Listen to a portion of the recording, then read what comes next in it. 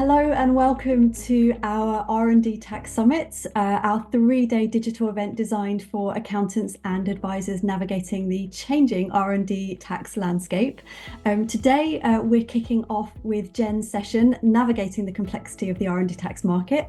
Jen is our co-founder, ops director and subject expert here at WhisperClaims, and she's joined today by Mike, our co-founder and managing director. I'm just going to let you know a bit of housekeeping before we get going.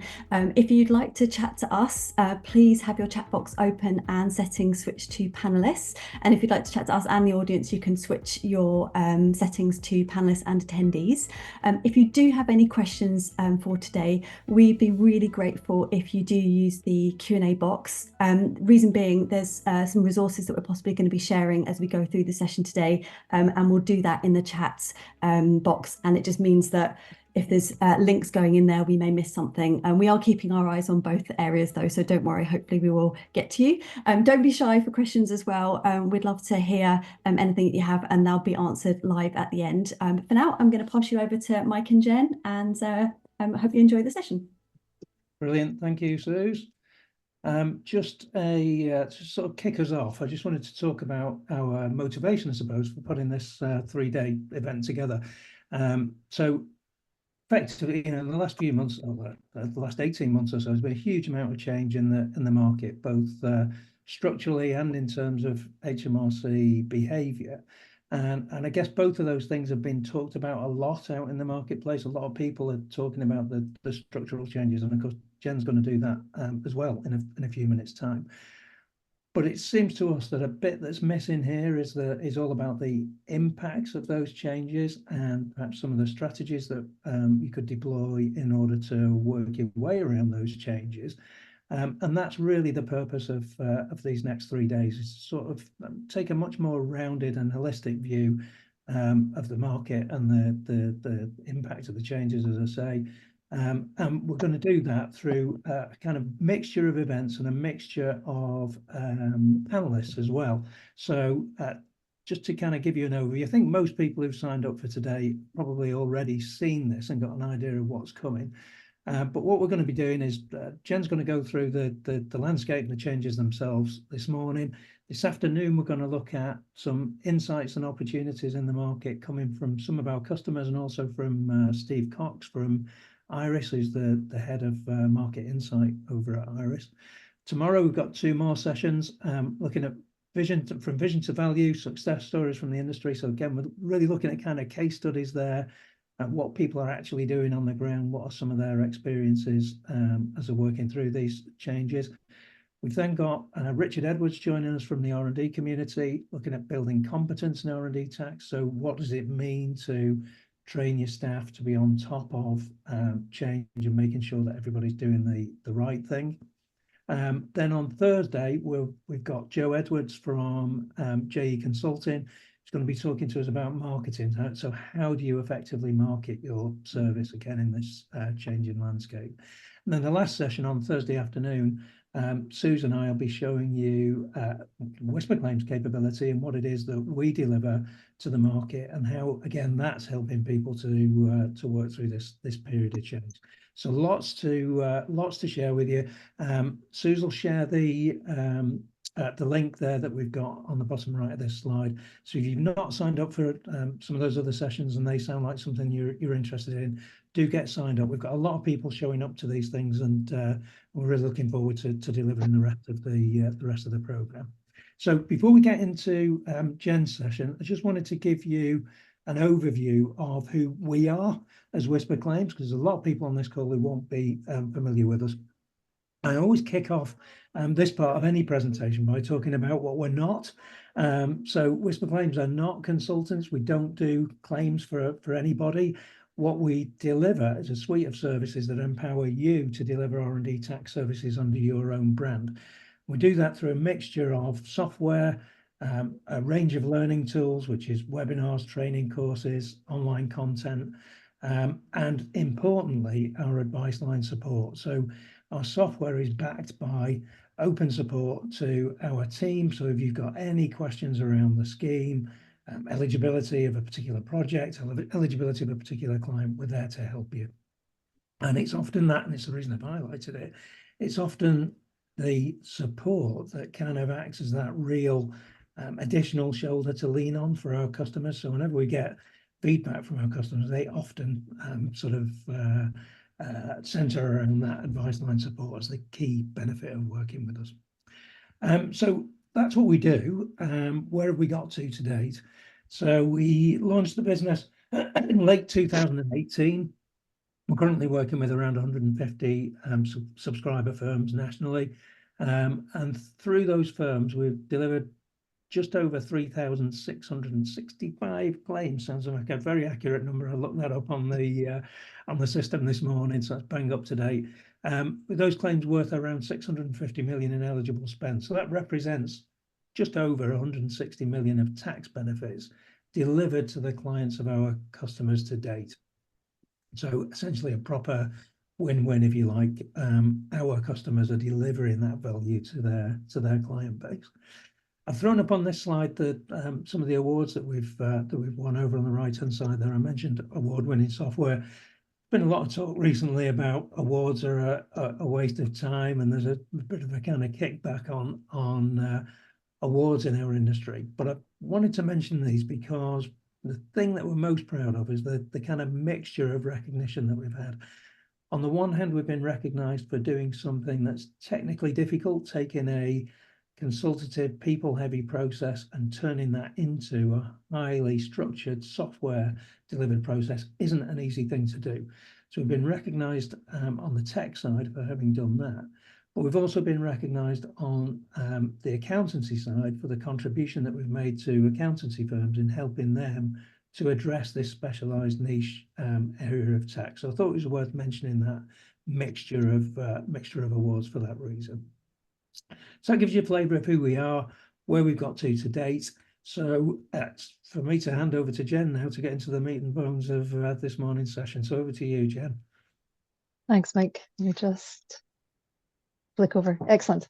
So as Mike says, last 18 months, 2 years really in R&D tax relief, been a bit tumultuous, a lot of change coming in. So I'm going to go through some things quickly, some things in a lot more detail, kind of all the changes that have come in. So to start with, I'm going to look at the changes that have come in and already impacted people. So already claims being put through under these new regimes.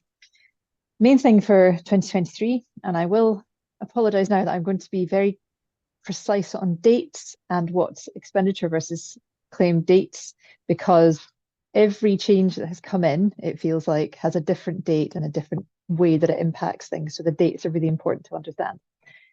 But in 2023, the first change that hit was the changes in enhancement rates. So that came in for expenditure incurred on or after 1st of April 2023. So any claim that's spanned or overlapped that 1st of April, you might have some of the expenditure under the previous rates and the rest of the expenditure under the new rate. And that is definitely something, based on the questions we're getting from our clients now, is really hitting people trying to work out the different rates and what goes in what period, that kind of thing. So the changes there was taking the SME enhancement rate from 130% to 86%, and increasing the RDIC rate from 13% to 20%. And this was essentially laying the groundwork for the merge scheme that we'll talk about in a minute or two. The tax credit rate was also reduced from 14.5% to 10%. So the overall tax benefit that clients could get from making an RD tax relief claim reduced massively unless they were claiming under RDIC. As a bit of a kind of compensatory gesture for all of this, the government also introduced the concept of an R&D intensive SME and gave them a different rate. So we'll go into R&D intensive rates in more detail, but it basically meant that loss-making SMEs that do a lot of R&D could still claim at the 14.5% rather than the 10%. So that was for expenditure incurred on or after 1st of April. For claim periods starting on or after 1st April, there was some good news. Pure mathematics is allowed for claims after that date, and data license and cloud computing service costs are allowed. So up till this point, it was quite restrictive and quite outdated what you could claim in terms of software and data used by a company for their R&D. So that's been updated, which is really good. So again, that's for claim periods starting on or after 1st April. And the government also introduced the pre-notification requirement. So that is really only starting to hit now. because obviously it was for claims starting on or after 1st of April. So those financial years have now ended, and we're starting to see more and more questions about pre-notification. And again, I'll go into that in a bit more detail in a minute. But the biggest, most impactful change of 2023 was obviously the additional information form. So that came in slightly surprisingly in August. Up until the budget in March of last year, we were expecting that to come in again as a requirement for claims starting on or after 1st April, and the government changed it so that everything's spotted after a certain date, so 8th of August 23. For the first time ever, HMRC are now mandating supporting information for claims, and there's a minimum number of project descriptions required through the additional information form. It requires detailed cross breakdowns, and the key thing that tripped a lot of people up is it has to be submitted before the CT600. So if a CT600 is submitted with R&D in it without a supporting AIF, the R&D in that CT600 will be rejected essentially, and you'll have to resubmit. Because of this, HMRC said that 50% of claims submitted last August didn't have an AIF. By Christmas, for the last time they did a meeting, that had reduced to somewhere between 15 and 20%, I think. I would hope that now we're down to below 10%, but there's still been very, very little come from HMRC about this, very little kind of publicity about what's necessary to make an R&D claim. So hopefully that's all washed through now, and almost everybody knows they need to do an additional information form. So one thing that we have noticed in talking about pre-notification and additional information forms is that there's a huge amount of confusion about which is which and which is required and when they're required and who needs to be doing them. So pre-notification is for claims starting on or after 1st April 2023. It's an online form. It's got about 10 questions. They're reactive forms, so it depends how you answer some of the questions as to how many other questions you get. But all that requires is contact details of anyone involved in a claim, including advisors, the claim dates, and a short summary of the R&D work. So it's quite an easy to fill out form. And it needs to be submitted before the end of the notification period, which is 6 months after the end of the accounting period. So if you've got an accounting period ending 31st March, then this needs to be in by September. But it's only required for claims starting, as I say, on or after 1st April 23, and it's only required when a company has never claimed R&D tax relief before or hasn't claimed in the 3 years prior to the end of the notification period. So essentially 2.5 years before the end of the accounting period. So far, we haven't seen this impact many companies. Most companies are being consistently claiming. So in terms of our clients, actually very few of them have had to go through this process. Sorry, something fell over in the other room there.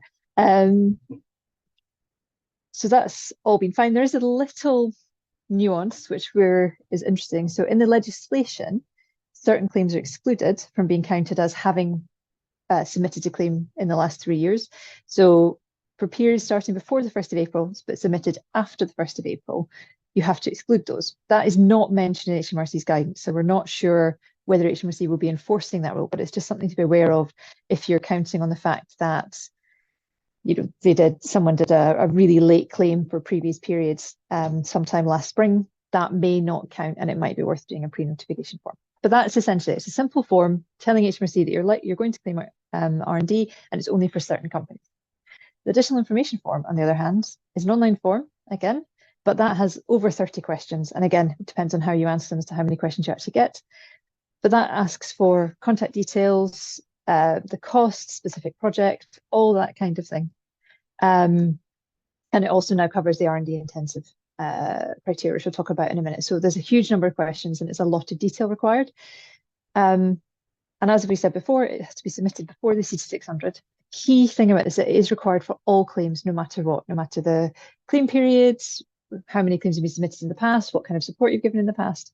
There is nothing that will exempt you from having to put in an additional information form. So they're very different, but they were brought in at the same time for similar claim periods, and it has therefore caused a huge amount of confusion for people. So generally speaking, you're not going to need pre-notification unless you're working with a company who's never claimed before or hasn't claimed in ages. The additional information form you will be submitting for everything that you do.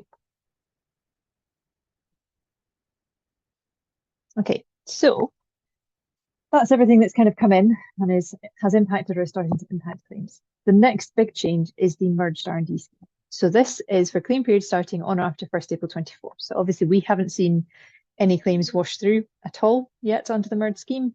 As far as I know, last time I checked, the additional information form hadn't been updated to reflect the changes to the merged R&D scheme.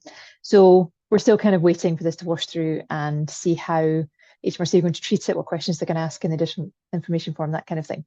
The key thing about this is it, as the name suggests, merges the RDEC with the SME scheme. So it moves to giving an expenditure credit of 20% in the exact same way as the current RDEC does. So rather than having to work out whether the company is a profit or loss to know what the tax benefit is, it's always 20%, and that is taxed. It uses the current SME pay cap rules, PAYE NIC cap rules. So it doesn't use the RDEC cap, it uses the SME cap, which is more generous. It allows subcontractor costs for all claimants, including large companies, which is a huge change. Obviously, under the RDEC scheme, large companies couldn't claim for their subcontractors, which allowed those subcontractors to potentially claim themselves. Now, everyone can claim for their own subcontractors, which will mean that large company claims will get bigger, and there will be a few or quite a lot of companies that now can't make a claim at all because everything they do is under contract. It does incorporate the ban on overseas R&D costs. So under this, you won't be able to claim unless you're exempt. I'll go into that in a bit more detail. It's very holy. There's a lot of exemptions you could claim. But payments DPWs will only qualify if they're subject to UK PAYE, which is fine. That comes under the overseas ban. Grants and subsidies, and this is again a huge change, will not reduce the amount of tax benefit paid. They won't affect a claim at all, so you don't need to worry about grants and subsidies received. Other points, loss-making companies will pay the lower marginal rate of tax on the expenditure credit, so they'll pay the 19% tax on their credits. But overall, the tax benefit is now 15% for profitable companies and 16.2% for loss-making. So the mechanism for calculating the tax benefit and making a claim has been simplified, and it should be a simpler scheme to prepare claims under, but you're kind of waiting with bated breath. The complications come in and around the overseas and all that kind of thing. So it's not as simple as it could be, but hopefully we're moving towards something a bit simpler. So we've obviously mentioned several times the R&D intensive SME scheme and ERIS, which I've forgotten, as enhanced R&D intensive scheme. So HMRC are treating these as two separate schemes, but essentially one is current for now and one is for periods starting on after 1st April 24. They're essentially the same. There's just a few key differences. So much as we will have the merged scheme, we will continue to have a second scheme for R&D intensive SMEs. So the current scheme applies to expenditure incurred on or after 1st April 23.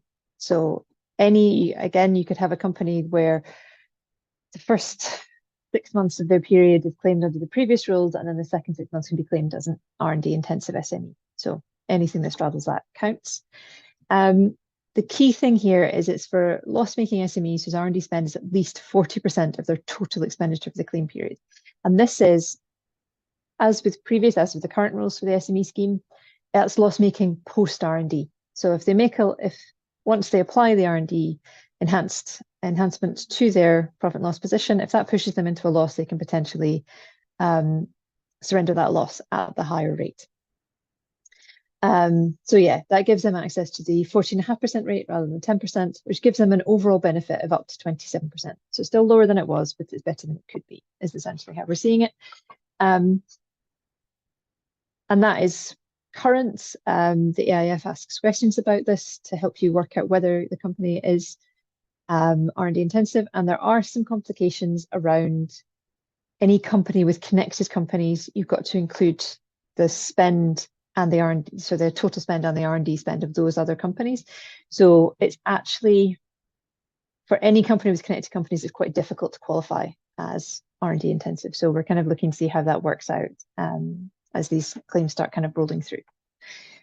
Now, post 1st April 24, so claims starting or after 1st April 24, the enhanced R&D intensive scheme or ERIS scheme comes in.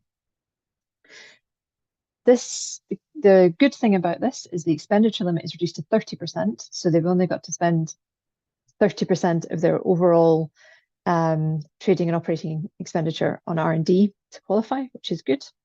All the other merged scheme rules apply, so around subcontractors, overseas overseas spending, all that kind of thing apply under this scheme. But the key difference here is companies have to be loss-making before the enhanced R&D expenditure is applied to qualify. So it's only for companies making a loss before they even think about R&D.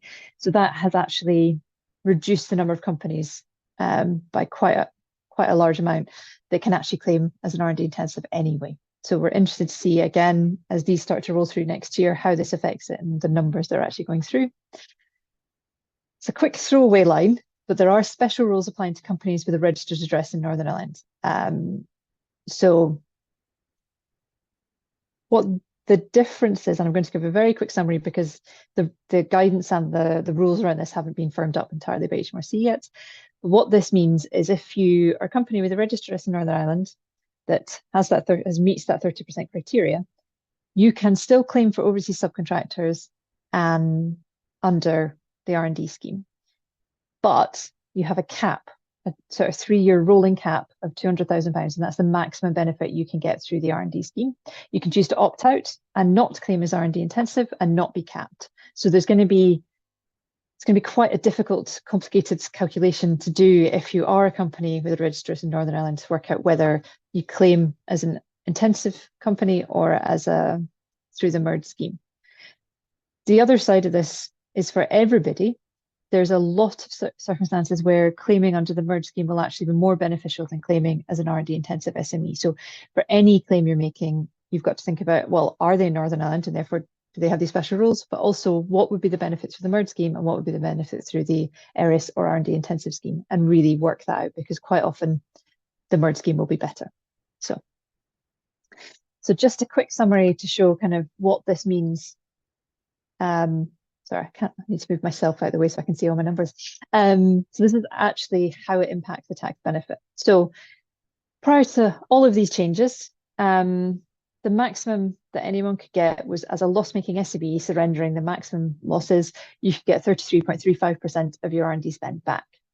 And that came to, and then for a break-even company, the minimum benefit was 18.85%. So still quite generous amounts of money people could get for their R&D. And then under the RDEC scheme, for any company, it was 10.5%. So that was the benefit before any of this happened. Post the reduction in rates, that took it down to the maximum an SME could get was 18.6%, and the minimum was 18.6 to 8.6. So a huge difference in the actual benefit they could realise. And it brought up the RDEC scheme to between 15 and 16.2. So a huge increase for companies claiming under RDEC.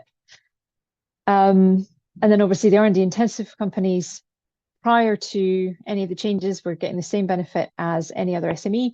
But for expenditure post 1st April 23, that was brought back up from 18% that an average SME could get to nearly 27%. So it does offset some of the losses, but it's still not bringing you back up to where it was before any of these changes are brought in.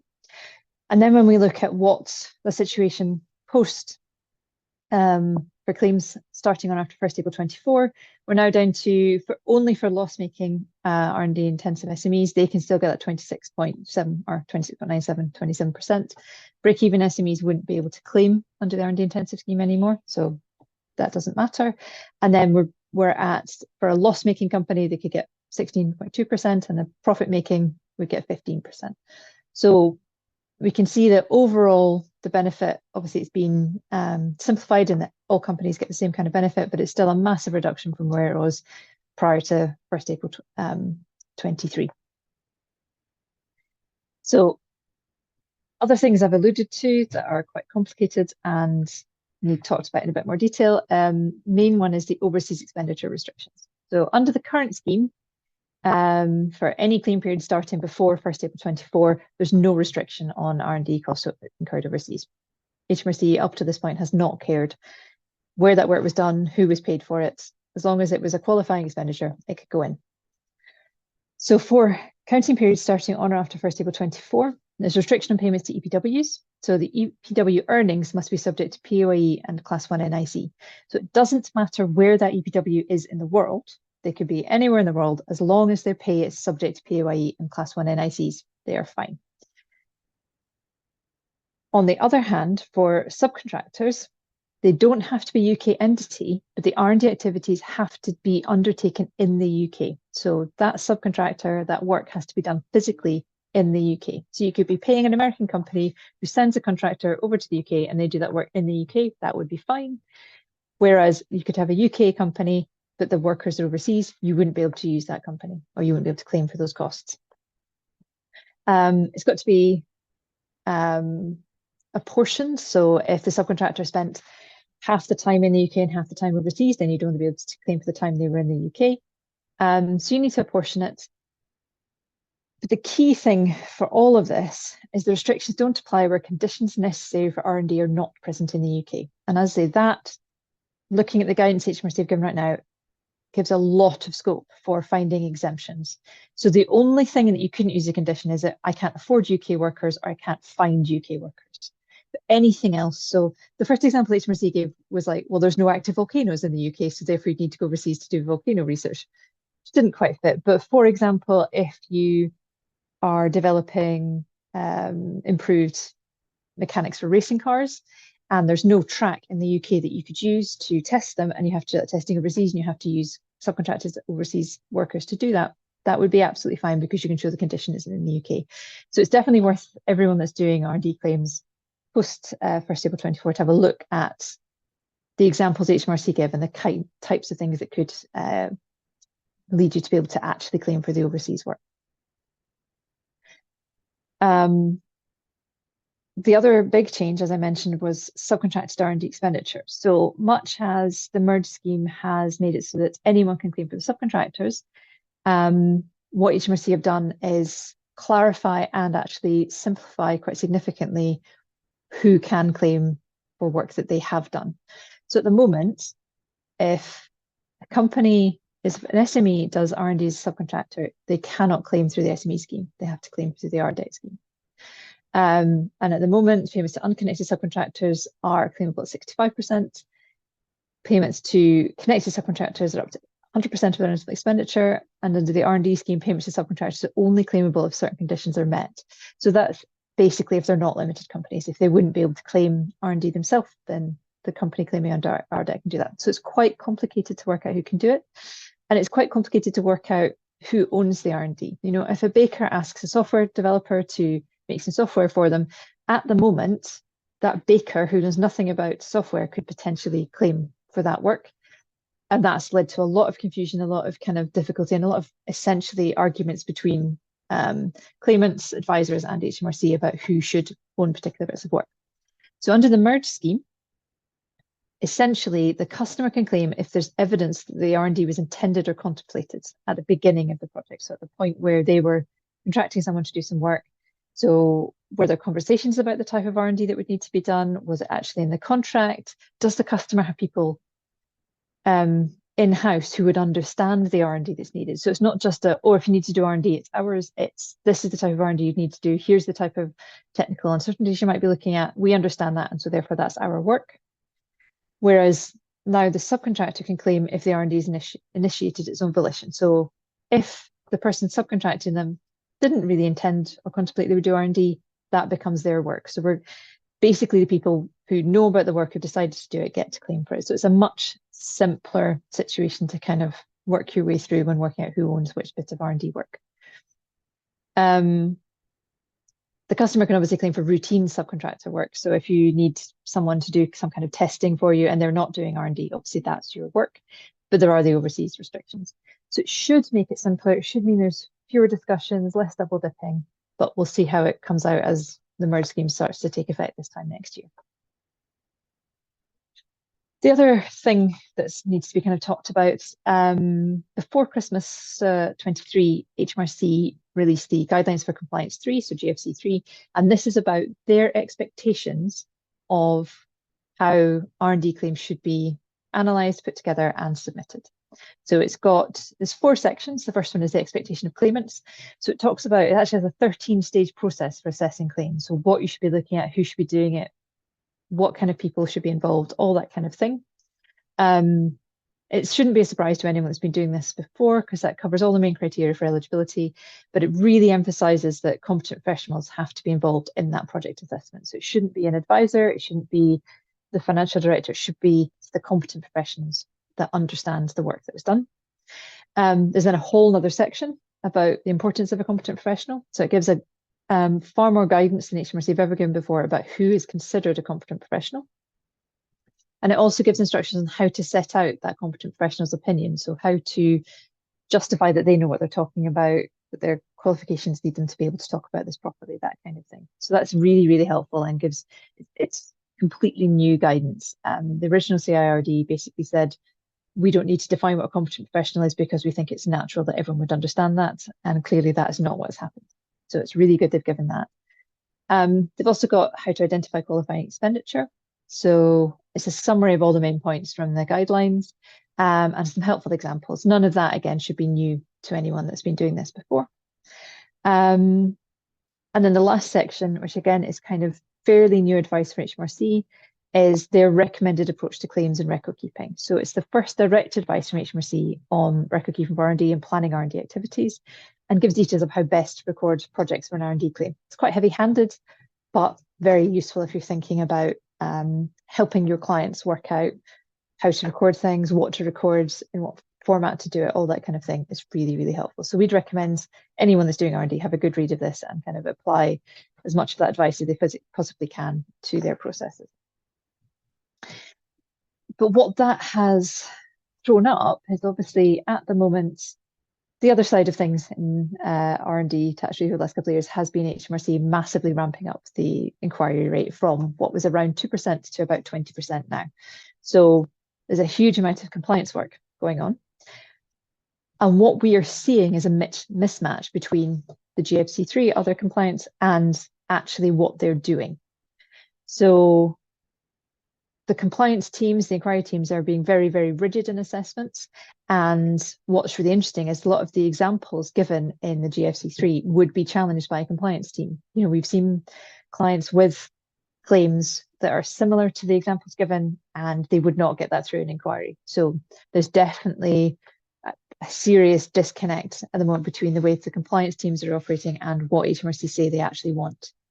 But this is where the importance of applying those GFC3 guidelines comes in, because it gives anyone that goes into inquiry, it's like a structure.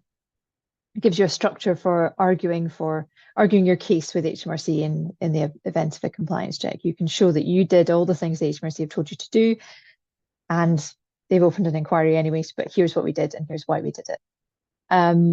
But what's really coming out of this is that the role of the taxpayer, so the actual claimant, is incredibly important. They have to be planning those R&D activities and recording them so that if there is an inquiry, they've got that evidence there. They are responsible for a claim. It's been, well, if we talk about the bad behavior in the R&D sector recently, a lot of that's been taking that responsibility away from the claimants, doing a claim almost without their knowledge, and then they get the benefit. We can't have that anymore. There has to be that responsibility, that ownership of the claim by the claimant. They've got to know what they're claiming for and why. And it means the professional advisor's role is all about applying the guidelines, applying GFC3, helping their client understand what they're claiming for, what they should and should not be claiming for, and really assessing and communicating the risk of each claim. So it's going to be interesting over the next year or so as the additional information form is now being used for everything. The merge scheme is going to come in. It's going to be interesting to see what HMRC do and how they respond to all of this, and whether their compliance teams will become less rigid and more likely to enter into dialogue about claims. We'll just have to see. So I think we're now at questions. Brilliant, thanks, Jen. Just on that last slide, there's just a couple of things struck me that might be worth talking about. In terms of the impact of GFC3 and the sort of compliance regime, one of the things we've heard anecdotally is you know, if somebody's had a penalty applied because of a claim's perhaps not even gone to inquiry, it's just gone straight through to a penalty. that one of the ways people have been dealing with that is to demonstrate that they've, or even HMRC have asked them to demonstrate that they've had professional advice. And I suppose these things ultimately turn into, sort of refer back to the reason why the AIF has been introduced, is to identify who's been involved in putting the claim together and ultimately what that advice has been. And that kind of manifests itself at the end of the process if there's an inquiry. Yeah, so we've seen starting kind of this time last year, we started to see in final inquiry letters, or as HMRC were trying to close the inquiry and reject the claim, a huge list of questions to, as they put it, to help them calculate what the penalty should be around, did the company take professional advice? Have they read the CIRD? Have they understood the CIRD? Why did they think this work was eligible in the first place? So it's been interesting to see that as far as we could tell, as long as companies can argue that they took the right advice and they used the right level of care and attention in a claim, penalties aren't being applied, or they're not punitive penalties being applied to anyone that can show that they tried to do their best, they tried to do the right thing. I'm trying to remember what my other point was, but yeah, it's going to be interesting to see the impact of the AIF, whether HMRC will be able to spot patterns. You know, if you can see who's been involved in every claim every time. What we are seeing or hearing anecdotally again is that the rogue players in the market are doing everything they can to not be named, which obviously we would not recommend to anyone. But they, again, with any of this, with people who've decided to behave badly, they're going to find ways to continue to behave badly. So we're hoping that the AIF will root some of that out, but everyone has to be honest about who's involved and make sure that all of that information is included. Yeah, and just around the same point, I suppose you mentioned the inquiry rate having gone from 1 or 2% to maybe as high as 20% in this last 18-month period. Mm-hmm.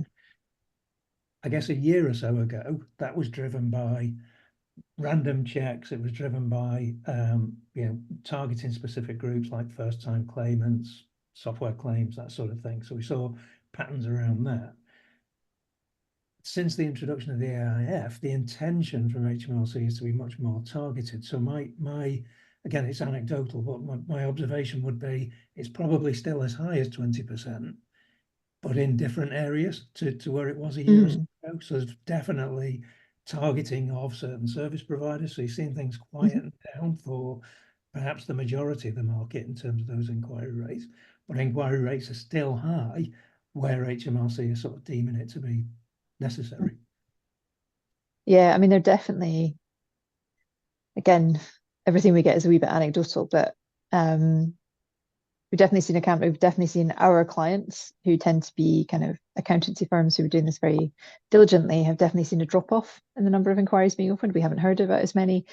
They're definitely still targeting things like software claims. And I think that's probably a good thing, because for a long time, there was this feel that you could put any kind of software claim in and you'd get it through. So I think most companies now have kind of tightened up the processes and are putting through only software claims that are actually eligible. So that can only be a good thing. But yeah, there's definitely been a shift away from what felt like just a scattergun approach, or just going after everybody to particular types of claims and particular providers, which I think is good and really what we want to see HMRC doing. Yeah, I think it is also kind of interesting to realise what HMRC are dealing with. So I think at the last RDCF, which is a while ago, admittedly, HMRC were still talking about weeding out restaurants, care homes, children's nurseries. The claims for in those sectors are still being presented despite all of these changes. So they are still fighting a battle right at that pointy end. Mm-hmm. Yeah, and it does mean that from what we can tell, it's almost an automated check now. If someone puts in an AIF for a company that has a SIC code that suggests it's a hairdresser, suggests it's a care home, I think there's a big red light starts flashing at HMRC's end now, which is, again, it should be a really good impact that the AIF can have, is that it highlights claims from sectors that are very unlikely to be eligible. And obviously there are still some, and I always say this, that it should be sector agnostic, but there are sectors that are more likely to be eligible and some that are not. And I think they should be looking in more detail. If a care home puts in a claim, that should be looked at, because there's a good chance it's not eligible, but there will always be some that are. Yeah, absolutely. So, sorry, Suze, I've stopped you talking about any Q&A that's come in. Have we had any questions coming in? You're fine, you're fine. Yeah, we've had a couple of questions come in. The first one that came in was just asking about whether we're going to be sharing recordings of these sessions. Just to let everybody know, all of the sessions this week are going to be recorded, and we will be preparing follow-ups. So you'll have access to on-demand versions in the near future. So do look out for those after this week. We've got a question asking, in what instance would it be less beneficial for a company to claim under the R&D intensive scheme IRIS/IRIS? Quite a technical one. It's a difficult one to describe because it's maths, and I don't have the maths off the top of my head. But essentially, if you sit down and work it out, especially because they have to be loss making to start with, a company's got to have made really quite a stonking loss to get more money back from surrendering their maximum loss. They've got to spend a lot on R&D and have a really big loss for it to actually be better to do that than it is to claim the 20% and pay tax on it. Just mathematically, it's, if you, like, I've got a little widget I was looking at, obviously it's because we have to make sure our calculations in the app are correct. So I've spent a lot of time working this out, and it is surprising how many companies it's just not going to be a benefit for them to claim that way. We pointed this out to HMRC at the RDCF. That was one of the questions we put in, and they were just like, well, you just have to work it out, which wasn't particularly helpful. But yeah, essentially just mathematically, if a company's made a small loss, hasn't spent a huge amount on R&D, there's a really good chance that it's better just to claim through the merged scheme. But you've just got to do the calculations and make sure that you are confident that you're claiming it in the right way. Another interesting twist on the IRIS scheme, Jenny. You covered it in the slide, but I was going to mention it at the time. When the enhanced scheme, or the revision to the enhanced scheme, was first announced, HMRC were talking about that opening the opportunity up to about 5,000 companies, to 5,000 additional companies to claim that benefit. But of course, since then, they've introduced the little rule about they must be loss making before they claim the R&D, which actually I think has probably completely overturned that additional 5,000, and probably aren't any additional businesses that benefit from it. So it's kind of a weird one. And it's also a strange statistic to throw out when, as I say, it's not always beneficial. So even if 5,000 extra companies did qualify for it, you might find that for 3,000 of them, they get less tax benefit back claiming as an R&D intensive than if they just claim to the merge scheme. So it's going to be, as I say, very interesting as these claims start to wash through to see actually how many people even bother using the R&D intensive scheme, because it's not a huge benefit to most companies. Yeah, absolutely. Okay, so got another question. I've got another couple of questions coming actually. So one of them is, what happens if I submit an AIF and HMRC say they've not received it? This was happening quite a lot through last autumn. So a lot of people saying we submitted it and HMRC say they haven't had it. Essentially, there's an email address you can write to say, oi, I did submit this. Here are my submission receipts. Here's a copy of what I submitted, whatever it is. And they should be okay with it. What you might have to do is just resubmit. As long as you're within the deadline, you could resubmit the CT600 and the AIF again. But from what I can tell, from what our clients have said, as long as you point it out and shout loud enough, they'll usually accept that actually, no, they did get it. Even in that circumstance, depending on where the sort of CT600 is in the processing, it might be quicker and easier to just resubmit anyway. But yeah, it's, from what we can tell, we're hearing about that less. So I think HMRC systems have settled down, bedded in a bit, and we're seeing fewer and fewer companies saying, oi, we submitted our AIF before the CT600 and they're saying they've not had it. We're not seeing that circumstance as much anymore. Is it worth considering, Jen? We've heard people who've submitted the AIF sort of 5 minutes before they submit the CT600. Is it worth building a gap into your plan for submission just to have a warm feeling that's less likely to happen? I mean, yeah, technically you're fine. And I think HMRC have clarified that I don't think HMRC can actually see the time that these things are submitted, or they aren't working off time, they seem to be working off date. So doing it the day before means you can be absolutely certain they will see it as having been done before. It's a difficult one, because if you sat down to do all your submissions that day, you don't want to have to do all your send in all of your CC600s. As I say, I think it's calming down. If you want to be absolutely sure, yeah, building in a day's gap means that the dates on the two forms will be different, and that means they can't argue at all that it wasn't in before. But I think, fingers crossed, HMRC systems seem to be coping better now. Cool. We've actually just had a message in from Richard, one of our customers. Hi, Richard, saying that he was in that position, but he sent the receipt confirmation after the submission and the R&D email confirmation of the receipt for his AIF being submitted, and they accepted it on that basis. So that's just something to be aware of. Make sure you keep hold of your digital receipt for the AIF, and if there are any issues, then you can use that as your evidence that it has been sent in advance. Thanks, Richard. I've got another technical question here for you, Jen. Could you expand more on the overseas EPW? For example, could we argue highly specialised knowledge would let us claim it? For example, we have engineers in Japan who work on machinery that's specific to the Japanese market, but without their knowledge and support, we could then not make it specific. Then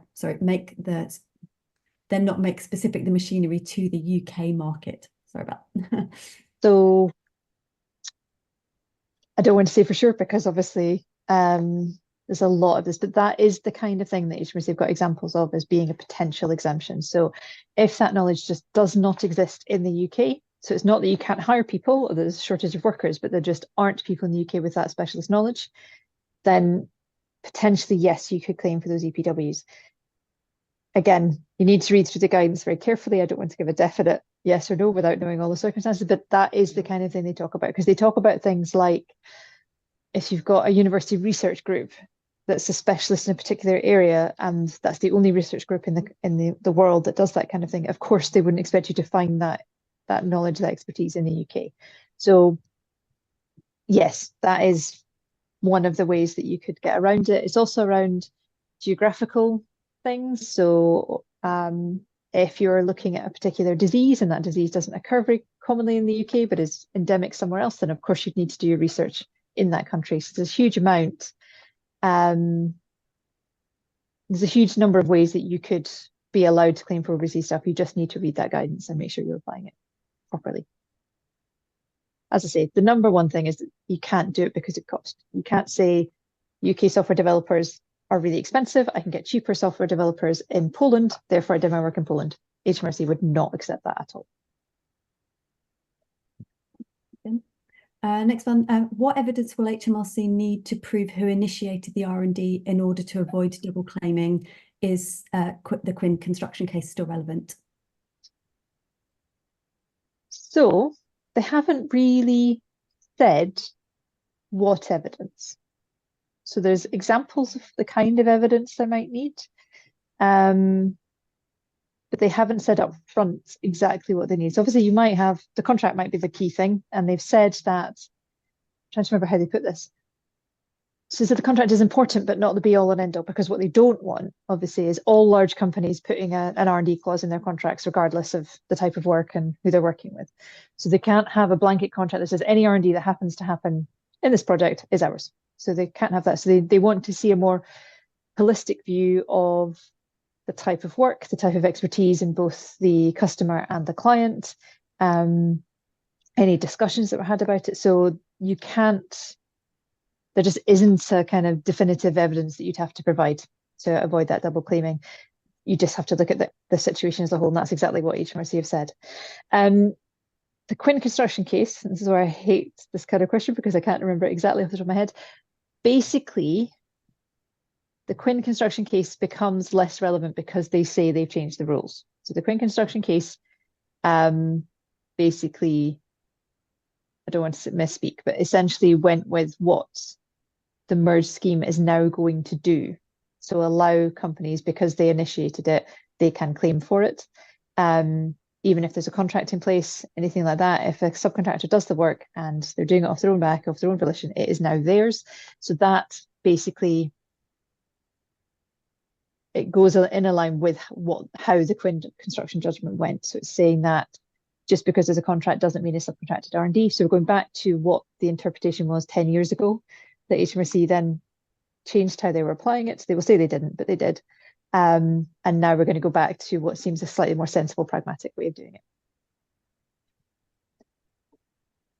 Thanks, Tim. Question from Mark here. In the new merge scheme, are subcontractor costs still notionally restricted to 65%? I saw this question, I was like, I think so. And I can't remember. I think so. I don't want to give a definite answer because I can't 100% remember. I will have looked at this, I will have known it at some point, but I cannot right now remember off the top of my head. We'll get back to you on that one, Mark. Next one from Richard. In terms of what classifies as a grant for R&D and hence the element of a claim subject to R&D, would a Young Innovator of the Year award classify as a grant for these purposes? So what HMRC would say when they've looked at grants, and as they happily under the merge scheme, this is no longer relevant, but right now they would say, what was the intention of the grant? So you need to go back to the wording of the original application. So a Young Innovator Award might, I don't know enough about Young Innovator Awards, but if that was, I'm an innovator and I want to do this project, give me the money for that, and you get a Young Innovator Award to do that project, then that would be a grant for R&D because it's specifically for R&D. If it's, I'm a young innovator and I'm the top of my field and I'm going to be given 10K to do whatever I want with, and it's not intended for R&D, things are a little bit more grey in that way. So what HMRC, as I say, would always look at is what was the original intention of the grant? What did the grant application letter say? What did the grant award letter say? What was the grant given for? So as long as the grant wasn't given for R&D, it wouldn't count as an R&D grant, if that makes sense. And sometimes it's a proportional thing. I've seen grants given for business development where half the grant is to hire staff and then half the grant is to carry out an R&D project. So again, you can, sometimes part of it is R&D and part of it isn't. But the key thing is always to look at the intention. Thanks, Jen. I've got one more. Why did HMRC change the rules around nominations and assignments? So I didn't mention this because we were talking about this just before we started, and basically nomination assignments just were something that, generally speaking, people who weren't behaving well in this did. So I was assuming that people that come to along to this will be people who didn't use nomination assignments, but this was essentially stopping advisors having the tax benefit paid out to them, then they could take their fees out and then they could pay it to their client, which was something that was commonly done because it's hard to know when HMRC will pay out whatever benefit, and therefore it's quite hard to get your fees as an advisor. I know this from my previous existence. It can be quite hard to get people to pay. HMRC stopped it because there was such a lot of really, really bad behavior going on in that area. So we were seeing companies doing claims without necessarily even the knowledge or permission of the claimants, and then keeping all of the money, which is really bad. So it just encourages people to do things badly, to kind of keep money, to increase the claim a lot. It means that if companies go bust, as we saw with one of a high profile one recently, if they've had money paid out and then they go bust, the claimant company has lost it, it's gone, they can't get it again. So there's a huge number of reasons, but generally speaking, it's because that kind of nomination assignments just encourage and allow some really bad behaviours that HMRC don't want to see anymore. Yeah, it's kind of, I suppose the underlying message is HMRC trying to break the business models of people that they don't like that are operating in the market, and that's just one of the measures that contributes to doing that. I mean, I suppose underpinning this is that HMRC do not like contingent fees for R&D for good reason, that I can understand, and obviously, again, in previous existence, this is how we charged, but contingent fees encourage advisors to maximise the claim and push the boundaries of what is allowable, what is eligible, and what isn't, because then their fee is bigger. And a lot of the kind of nomination assignments went alongside contingent fees because that's the best way to get that percentage. If you know it's being paid out, you know exactly what was paid out, it's much easier to then take that money and give your client the rest than it is to have your client tell you what they received and then raise an invoice on the basis of that percentage. So again, underpinning it, there's other things HMRC don't like that this should help with. Thank you, guys. Well, that's it for the questions, unless anybody has any last minute ones that they would like to ask, but that's taken us quite nicely, almost just up to the hour. Any final thoughts or words from you, Michael, Jen? Just from me, Jen, if you want to just flick forward onto the next slide, we've just got a breakdown again of all of the remaining sessions now, having got through this first one. So we've already shared the link there for registering your place on any of these sessions. Hopefully today's given everybody a kind of flying start into this to understand the changes that have impacted to date. The majority of the rest of the sessions are all about the impacts of those and measures that you can take to overcome them, listening to people who are operating in the market, some hints and tips from them. So hopefully huge value. And just to go back to what I said at the outset today, one of the things that we want to do here is take this kind of more holistic approach and actually a much more positive approach to the market, that there is still a great tax benefit there that's accessible for innovative SMEs. If the R&D tax scheme hadn't existed at all, and tomorrow the government was launching a scheme that had the shape and scope of the one that we now have, we'd all be feeling really positive about it. But the market, of course, is sore about all of the change that's happening. So what we want to do over the course of the next couple of days is talk about the more positive aspects and moving forward. So looking forward to delivering all of that, and looking forward to everyone joining us for those sessions. Jen, have you got anything to say before we go? Nope. Well, that's a wrap then. Thank you, everyone. Thank you, Jen and Mike, for that brilliant session. And we hope to see everybody in the audience at some of our next sessions over the rest of the week. Take care and we'll speak to you soon. Brilliant. Thanks, Suze. Thanks, Jen. Bye.